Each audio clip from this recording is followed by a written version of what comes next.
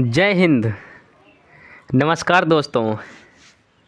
आज की जो क्लास होगी उसमें आप कोई भी एग्ज़ाम देना, आपका 1 से 2 नंबर आपका ज़रूर आएगा। ठीक है, क्योंकि आज का जो टॉपिक है ना, उसमें भारत के राष्ट्रीय प्रतीक के बारे में आज हमारी पूरी की पूरी क्लास होगी। क्लास को ध्यान से सुनना है, क्योंकि इस क्लास में कंटेंट की भरमार रहेगी और सबसे बड़ी बात यह है कि आप उस कंटेंट को आप डाइजेस्ट कर पाएँ, पचा पाएँ। ठीक है ना, तो हर उस पॉइंट को ध्यान से सुनना है जो आपके एग्ज़ाम की दृष्टि से महत्वपूर्ण है। ठीक है, तो चलिए क्लास को स्टार्ट करते हैं। बाकी बातें हम बाद में करने वाले हैं, लेकिन अभी तक आपने हमारे चैनल को सब्सक्राइब नहीं किया है तो चैनल को सब्सक्राइब करके बेल आइकन को ऑल प्रेस कर लीजिए, क्योंकि जैसे हम कोई वीडियो डालेंगे या फिर हम कोई इन्फॉर्मेशन वीडियो डालेंगे तो उन सभी का लिंक आपके पास पहुंचेगा सबसे पहले और आप उस वीडियो को देख पाएंगे। ओके, तो चलिए क्लास को स्टार्ट करते हैं। बाकी बातें हम बाद में करने वाले हैं। चलिए, हर उस पॉइंट को ध्यान से सुनना है और हाँ, मेरे साथ साथ आपको नोट डाउन भी करना है। तो आज का जो हमारा टॉपिक होगा उसमें हम पढ़ने वाले हैं भारत के प्रमुख राष्ट्रीय प्रतीक। ठीक है ना, राष्ट्रीय प्रतीक के बारे में,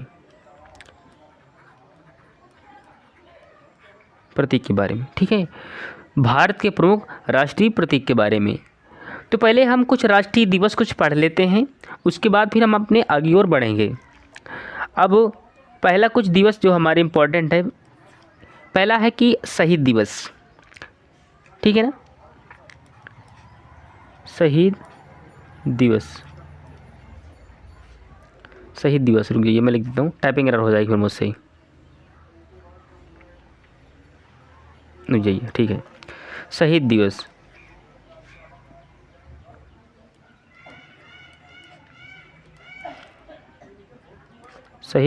ठीक है ना।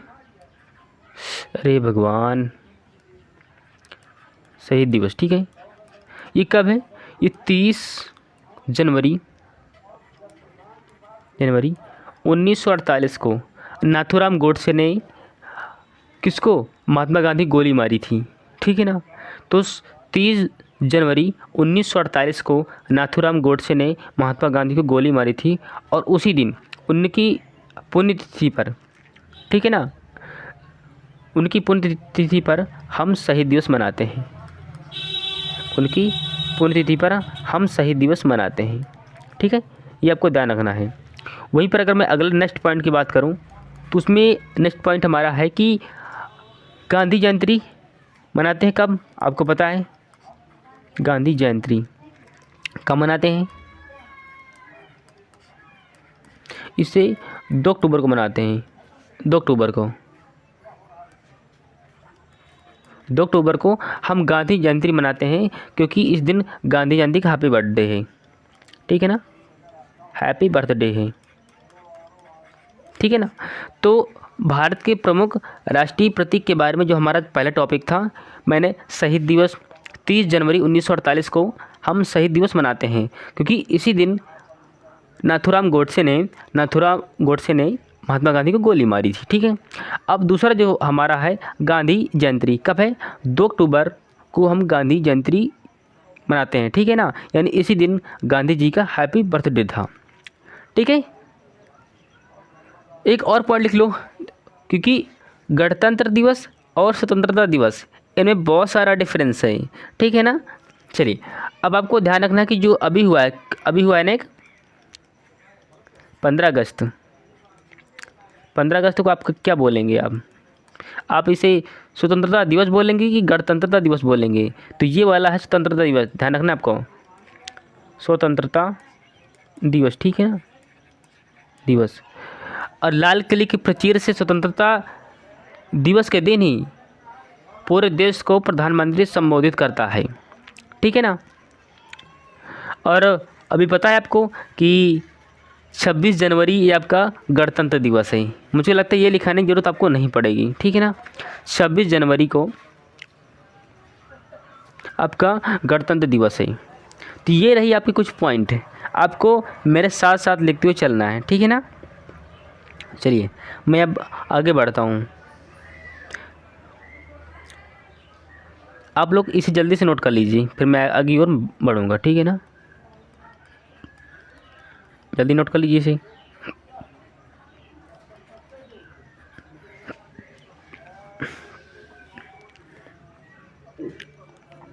ठीक है,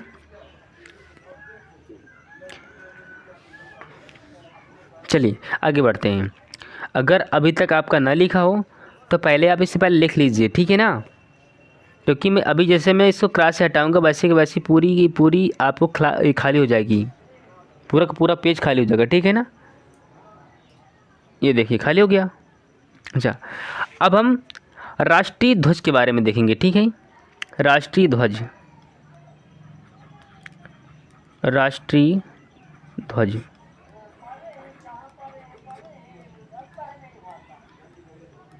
राष्ट्रीय ध्वज, ठीक है। अब इसका उल्लेख कहाँ पर है, ठीक है। इसके जो रूल रेगुलेशन यानी इसका फहराना कब है, इन सभी के रूल और रेगुलेशन राष्ट्रीय ध्वज संहिता मैं लिख देता हूँ। राष्ट्रीय ध्वज संहिता 2002, तो 2002 में लाई गई थी, गई थी, ठीक है ना, लाई गई थी। इसमें उल्लेख है किसके, राष्ट्रीय ध्वज के बारे में।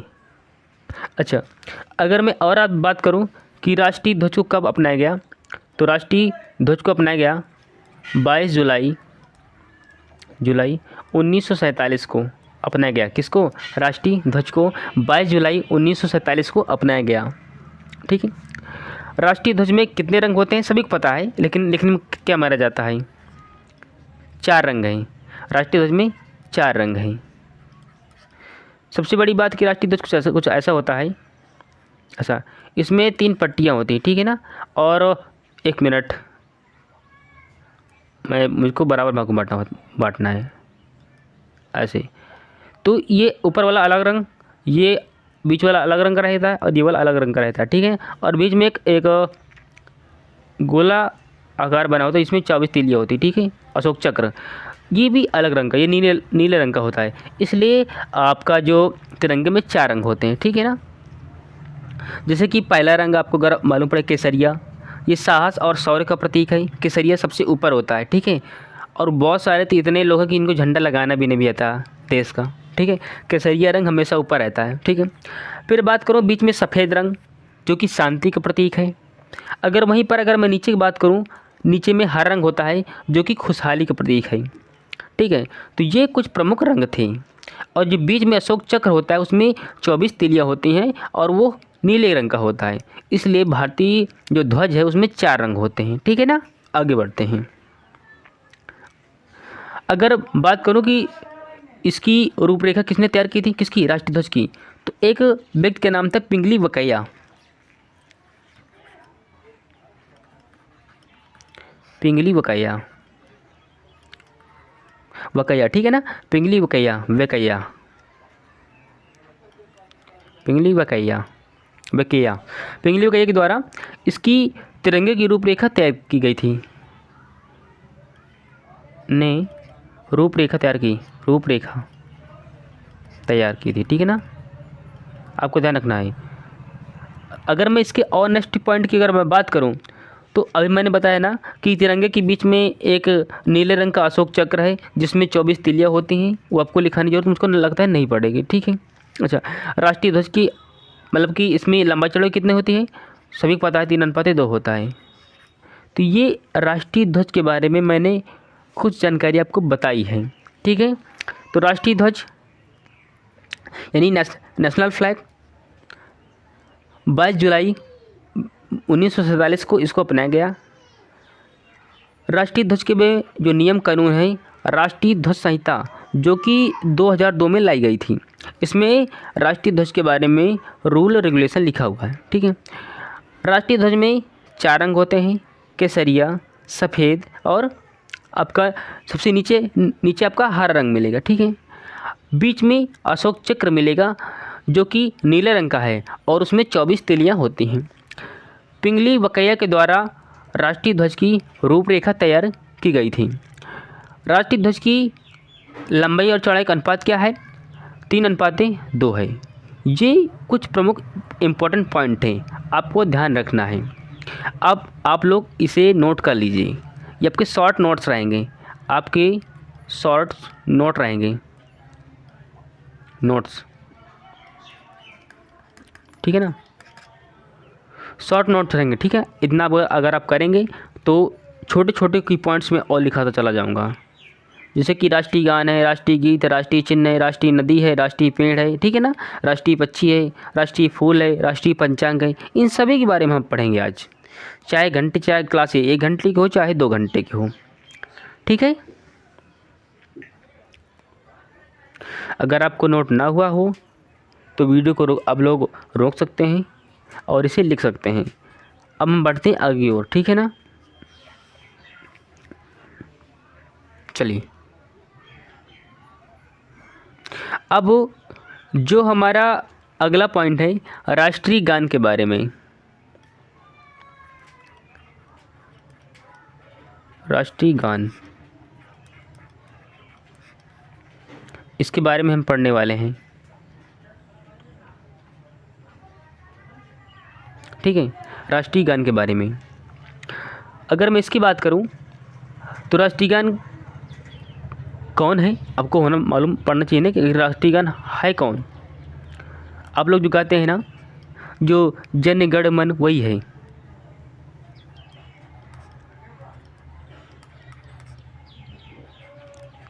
यही आपका है, जड़ गण मन अधिनायक जय है, ठीक है, यही है आपका। इसको लिखने वाले व्यक्ति का नाम क्या था? उसका नाम है रविंद्रनाथ टैगोर। रविंद्र, रुक जाइए, बीच में मुझे ना लगाना पड़ेगा ना।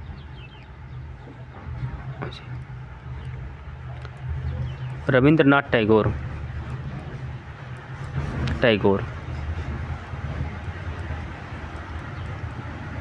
रविंद्रनाथ टैगोर के द्वारा राष्ट्रीय गान यानी कि जड़ गण जन गण मन लिखा गया था, ठीक है।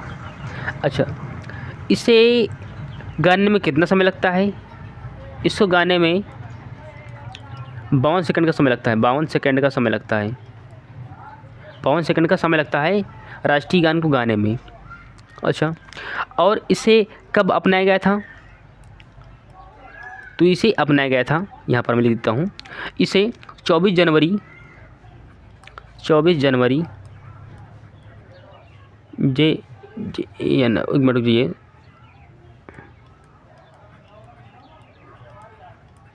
जनवरी 1950, 24 जनवरी 1950 को अपनाया गया था। अच्छा, अगला अगर मैं नेक्स्ट पॉइंट की बात करूं तो यह गीत पहली बार कब गाया गया था? राष्ट्रीय गान पहली बार कब गाया गया था, इम्पोर्टेंट है, ठीक है ना। तो ये पहली बार किस अधिवेशन में? तो एक का नाम है कलकत्ता अधिवेशन।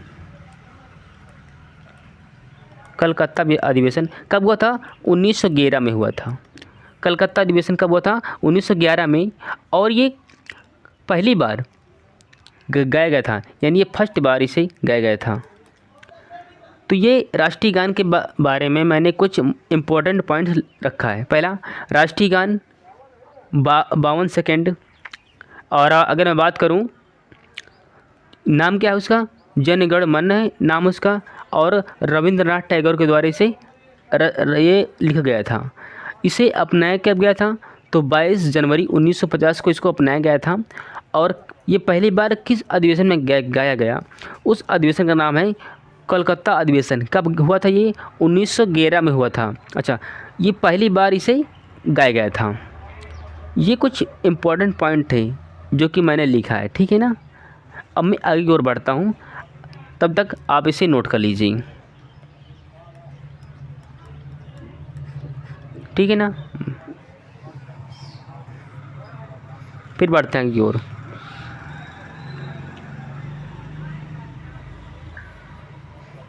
अब राष्ट्रीय गान हमारा हो गया। अब इसके बाद हम राष्ट्रीय गीत करेंगे, क्योंकि ये दोनों कुछ न कुछ इनकी डेटें मिलती हैं, ठीक है ना, इसलिए पहले राष्ट्रीय गान फिर राष्ट्रीय गीत।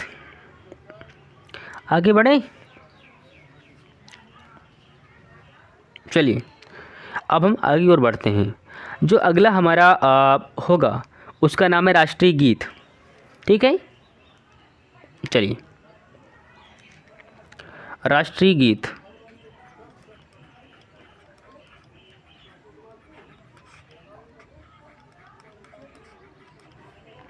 राष्ट्रीय गीत, ठीक है ना।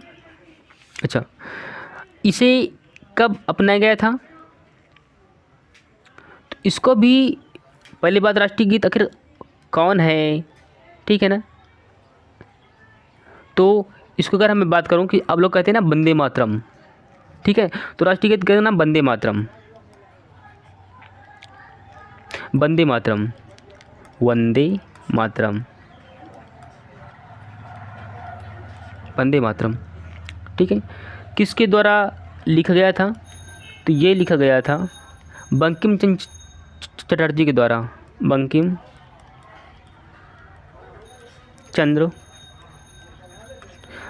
चंद्र चटर्जी, इनके द्वारा ये लिखा गया था।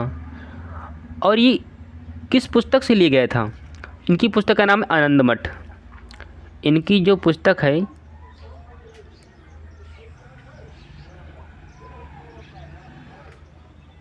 इन्हीं की पुस्तक का नाम है आनंद मठ, आनंद मठ, इससे लिया गया था, ठीक है। अगर मैं बात करूं कि किस अधिवेशन में ये पहली बार गाया गया था, तो ये एक पहली बार ये कोलकाता अधिवेशन हुआ था। एक और पॉइंट है, कलकत्ता अधिवेशन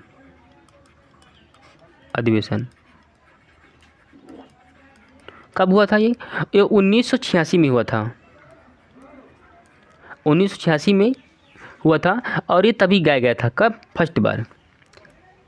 तो ये फर्स्ट बार कलकत्ता अधिवेशन हुआ था, कब? 1986 में। और ये पहली बार राष्ट्रीय गीत उसमें गाया गया था। तो ये रहा कुछ इम्पोर्टेंट पॉइंट, ठीक है। तो राष्ट्रीय गीत क्या है? वंदे मातरम। बात करूं कि किसके द्वारा लिखा गया था, तो बंकिम चंद्र चटर्जी के द्वारा लिखा गया था। वहीं पर अगर मैं बात करूं आनंद मठ का संबंध किससे है, तो इन्हीं से संबंधित है, बंकिम चंद्र चटर्जी से संबंधित है, ठीक है। अब बात करूं पहली बार इसे कब गाया गया था, तो कोलकाता अधिवेशन हुआ था, कब हुआ था? 1986 में हुआ था, पहली बार तब इसे गाया गया था, ठीक है। तो ये आपका राष्ट्रीय गान और राष्ट्रीय गीत। अब सबसे बड़ी जो बात है ना, कि मैंने लिखा था ना कि पहली बार वंदे मातरम जो गीत है कब गाया गया था, तो 24 जनवरी 1950 को। मैं ऊपर लिखता हूँ इसे भी, 24 जनवरी 1950 को भी इसको भी गाया गया था फर्स्ट बार, ठीक है। सॉरी, अपनाया गया था, गाया नहीं, गाया तब इसमें गाया गया था। कहाँ गया? एक मिनट रुक जाइए, ये नीचे सबसे, ये पहली बात इसे, लेकिन इसे अपनाया कब गया था, तो 24 जनवरी 1950 को। चाहे राष्ट्रीय गान हो चाहे राष्ट्रीय गीत हो, इन दोनों को 24 जनवरी 1950 को ही अपनाया गया था। तब तक आप इसे नोट कर लीजिए, फिर मैं आगे की ओर बढ़ूँगा, ठीक है ना।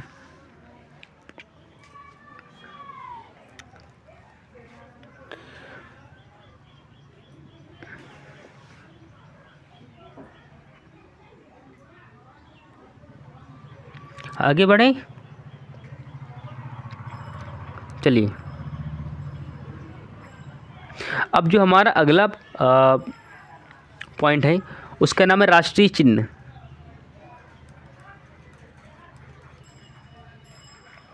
राष्ट्रीय चिन्ह, चिन्ह ऐसे लिखते हैं, शुद्ध लिखने का यही तरीका राष्ट्रीय चिन्ह का, ठीक है ना। National symbol. अच्छा, सबसे बड़ी बात है कि इसे भारत में राष्ट्रीय चिन्ह के रूप में 26 जनवरी 1950 को सारनाथ स्थित अशोक स्तंभ से इसे अपनाया गया था। मैं लिख भी देता हूँ ना, इसे कब? 26 जनवरी 1950 ये अशोक स्तंभ था, वहीं से ये सारनाथ स्थित अशोक स्तंभ है, वहीं पर से इसे लिया गया था राष्ट्रीय चिन्ह को। ठीक है, किसका स्तंभ है? अशोक का स्तंभ था। कहाँ का था? सारनाथ का था, सारनाथ। ठीक है, वहीं पर से इसे लिया गया था राष्ट्रीय चिन्ह को। अच्छा, इस स्तंभ में ऊपर की ओर 4 शेर हैं। ठीक है, और वो चारों शेर चारों दिशाओं पर बैठे हुए हैं। अगर इससे बात करूं तो जो भी नया वाला संसद भवन बना है उसमें भी इसका बेहतर तरीके से उसमें बिल्डिंग में ऊपर बैठाए गए हैं 4 शेर। ठीक है ना, देखना, कभी सर्च करना इसे गूगल पर जा कर के कि न्यू संसद, ठीक है ना, न्यू पार्लियामेंट, आपको मिल जाएगा। तो 4 शेर वहाँ पर बैठे हैं। मैं इसको मिटा देता हूँ, नहीं पूरा मिट जाएगा फिर। ठीक है, अच्छा, इसके नीचे एक आदर्श वाक्य लिखा है, उसका नाम है सत्यमेव जयते। सत्यमेव जयते। ठीक है, सत्यमेव जयते लिखा गया है। अच्छा, ये कहाँ से लिया गया है? तो ये लिया गया है मुंडको उपनिषद से। उपनिषद से, मुंडकोप उपनिषद से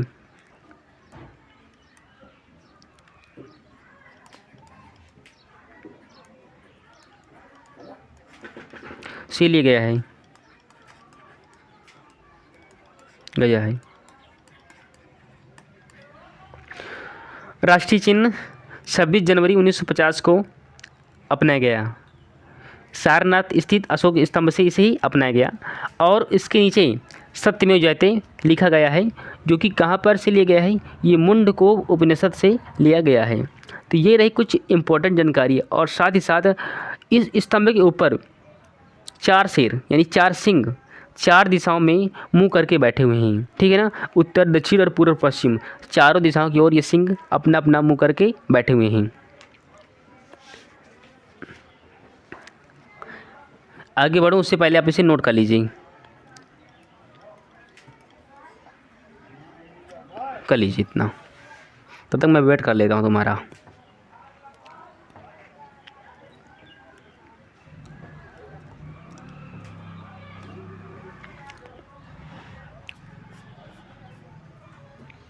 आगे बढ़े, चलिए। जितना आपके एग्ज़ाम में पूछेगा उससे कहीं पर ज़्यादा से ज़्यादा मैंने अपना लिखने का प्रयास किया है। ठीक है ना, चलिए अब मैं आगे बढ़ता हूँ। अब मैं बात करूँ जो अगला हमारा है राजभाषा।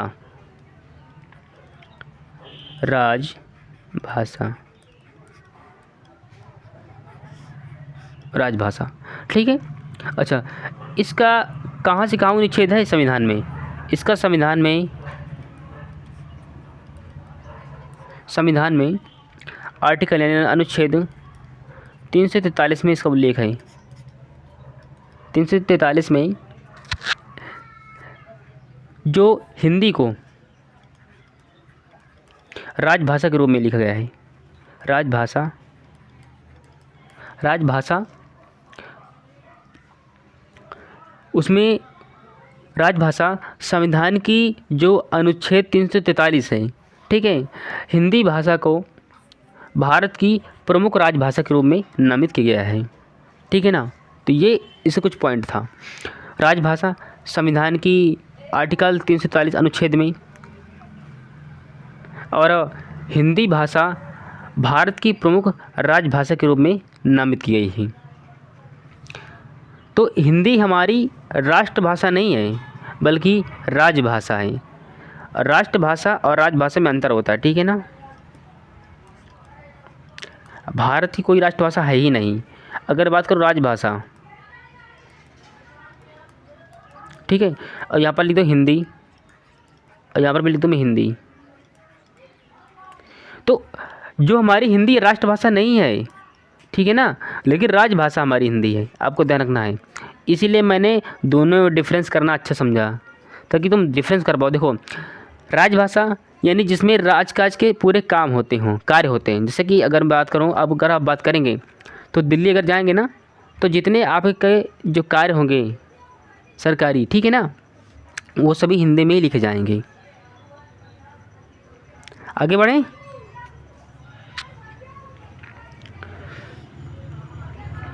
चलिए अब हम बात करते हैं कि राष्ट्रीय नदी,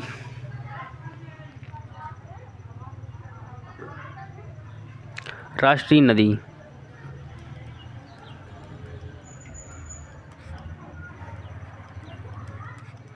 राष्ट्रीय नदी ये कौन है भाई?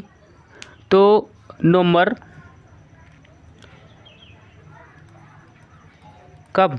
2008, सॉरी हाँ वो 2008 को गंगा नदी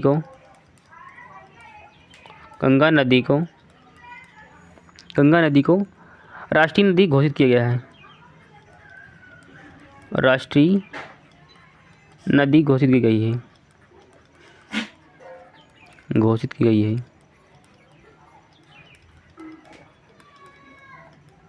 ठीक है। ये रही आपकी राष्ट्रीय नदी के बारे में। नवंबर 2008 को गंगा नदी को राष्ट्रीय नदी के रूप में घोषित की गई है। आगे बढ़ें। एक पॉइंट और लिख लो, हर बार मैं पेज क्यों चेंज करूँगा। यहाँ पर एक आपका है जो राष्ट्रीय पेड़ है, राष्ट्रीय पेड़। ये राष्ट्रीय पेड़ आखिर है क्या? इसका नाम क्या है? इसका नाम है बरगद। बरगद, ठीक है। अगर इसकी मैं बात करूं कि इसका वैज्ञानिक नाम क्या है बरगद का, सॉरी यहाँ पर देखो वैज्ञानिक नाम क्या है बरगद का? इसका नाम क्या है? फाइकस,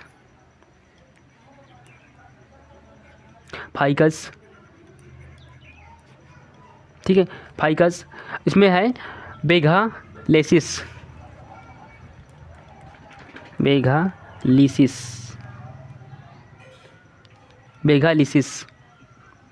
एक मिनट, लेलिस, उधर जगह नहीं बची थी, ठीक है ना, यही है फाइकस बेगालेलिस। इसका बरगद का ये साइंटिफिक नाम है। आगे जगह नहीं बच रही थी ना, इसलिए मैंने नीचे लिख दिया था, ठीक है। चलिए इतना पहले नोट कर लीजिए।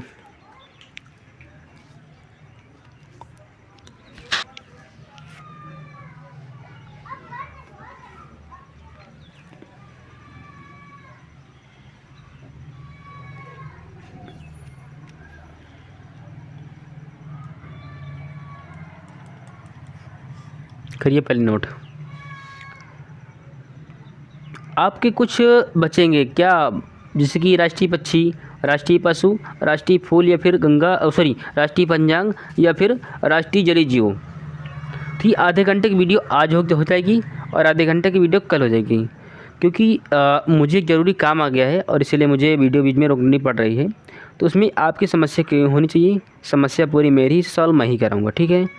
तो आधी वीडियो यानी आज मैंने बहुत सारे पढ़ाए हैं, जैसे राष्ट्रीय ध्वज पढ़ाया मैंने, राष्ट्रीय गान पढ़ाया है, राष्ट्रीय गीत पढ़ाया मैंने, राष्ट्रीय चिन्ह के बारे में मैंने बता के रखा है, फिर राष्ट्रीय विरासत मैंने बताया है, राष्ट्रीय नदी बताया है, और राष्ट्रीय मैंने अभी पेड़ बता दिया है। तो आपकी वीडियो आधी कल मिल जाएगी और आपकी पूरी की पूरी वीडियो, आपकी 2 वीडियो मैंने राष्ट्रीय प्रतीक के बारे में पूरा खींच दूँगा। इससे बाहर आपके एग्ज़ाम में नहीं आएगा, ना ही किसी यूट्यूब चैनल पर आपको जाकर दोबारा पढ़ना पड़ेगा। बस इतना अंतर है कि आप जो मैंने वीडियो को पढ़ाया है इसको आप ध्यान से देखेंगे तो ओके। तो चलिए मैं मिलता हूँ नेक्स्ट वीडियो में, तब तक के लिए जय हिंद, वंदे मातरम।